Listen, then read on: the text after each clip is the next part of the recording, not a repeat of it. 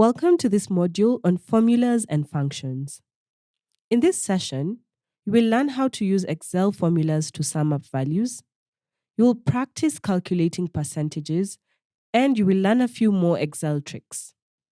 Let us introduce you to a new dataset. It's aggregated, summarized data and shows the number of convicted persons committed to prison from 2012 to 2021.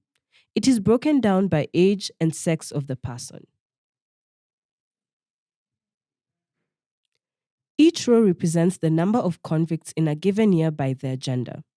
The variables are year, where when the people were convicted, their sex, and their age category, which could be under 16.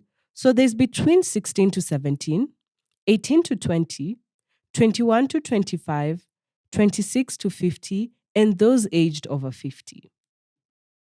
So, for example, in 2012, there were 184 male convicts who were aged under 16. So, what questions could this data answer? Number one, how many people have been convicted to prison in the last 10 years? Two, how many people have been convicted in each age group? Three, which year had the highest and lowest number of people convicted? Four, what was the total number of convictions each year?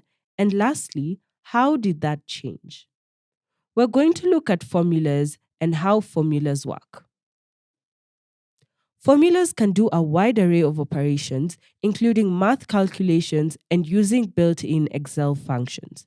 You type a formula either in a blank column to the right of your data or in a blank row below your data, and you refer to the cell addresses instead of the actual values. A simple formula would be adding the value of two cells together. Formulas always start with an equal sign. Here, we are adding the value of cell A1, which is 10, and the value of B1, which is 3. Pressing enter, we get the result, which is the total, and it is 13. Functions. Functions are just built-in formulas. Excel has many of these functions useful for performing math calculations and working with dates and text. For example, to sum up the first 10 values in a column A, from A1 through to A10, you put equals sum in brackets A1 to A10. So now let's try it. Let's find out the total number of convicts who are aged over 50. To do this, we need to sum up the numbers from cell H4 all through H23. Let's find out the total number of convicts who are aged over 50. You go to the bottom of column H and then enter this formula in cell H24. Equals sum in bracket H4 to H23. The equal sign is necessary for all functions. The colon means all the numbers from cell H2 to cell H23. As you can see on screen, we're doing the sum function for cell H4 to H23. And this eventually gives us a total of 58,745 for those who are over 50.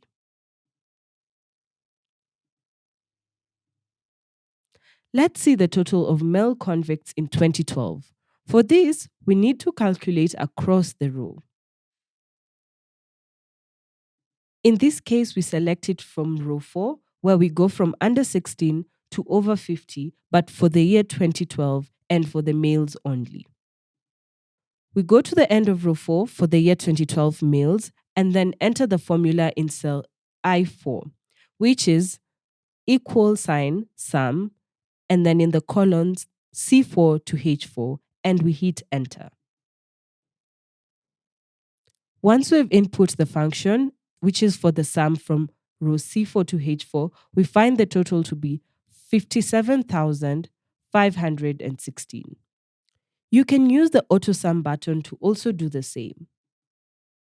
In this case, again, you go to 2012 male, select from row 4, and then use the AutoSum function, and it will still give you the same total, which is 57,516.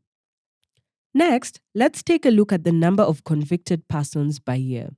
This is summarized on the convicted persons by year sheet of the Excel workbook. Let's calculate the total number of convicts per year using the AutoSum button we just learned. On this sheet, we'll create a new column for the total. Then select row 4 and use the AutoSum function, and this will give us a total of 63,691. To copy the calculation to the other rows, just click the bottom right of the calculated cell and drag it down along the column. This will give us the grand total, the total number of convicts across the years, sexes, and age groups. From the total that is 63,691, on the bottom right, we'll drag it down and finally get our total for all the convict cases, which comes to 757,689. Now let's look at some other useful Excel functions. We have average, which calculates the mean of a column or row of numbers. We also have the median, that finds the middle value of a column or row of numbers. We use median instead of average if you have big outliers, either a few values that are really low or really high compared to the majority of other values. We also have the count function that tells you how many items there are in a column or row.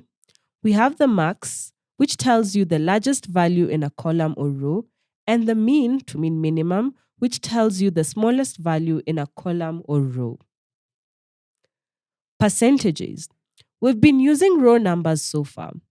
It's easier to understand differences if we used percentages instead. For example, what percentage of all convicts was committed in each year? To do this, we'll first calculate the what percent of total convicts were convicted in 2012. In this case, we'll create a column for percentages. Then we'll take a total of one row, in this case for 2012, and then divide it by the total number for the total convicts. This will give us a percentage of 8.4%.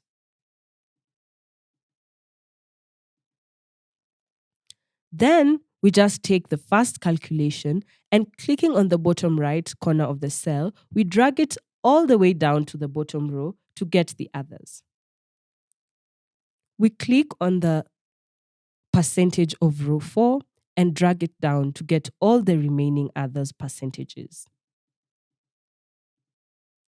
Note that we typed the total we were dividing by the 757,689 as a number, not just as a cell reference like H4. This was so that Excel keeps that number unchanged as we drag the calculation down to be applied to each row. Around 8% of all convicts between 2012 and 2021 were convicted in 2012. More than 14% of them in 2014. Only around 4% in 2020. Why could that be? Finally, let's look at how the percentage of convicts changed year to year.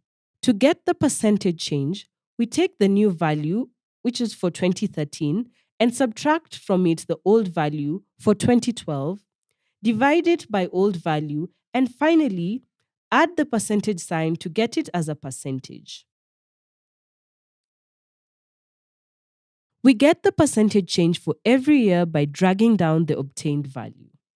Once we've dragged it down to see all values, we see a big drop from 2019 to 2020. What happened in 2020? It was the year when COVID started, which had an effect on how courts operated. For example, at this point, the best you can do as a journalist is to ask one or more experts to offer an explanation for the numbers. So what's next? Browse through a few resources that can help you expand and deepen your Excel and analysis knowledge. Thanks for engaging in this module, and see you in the next one.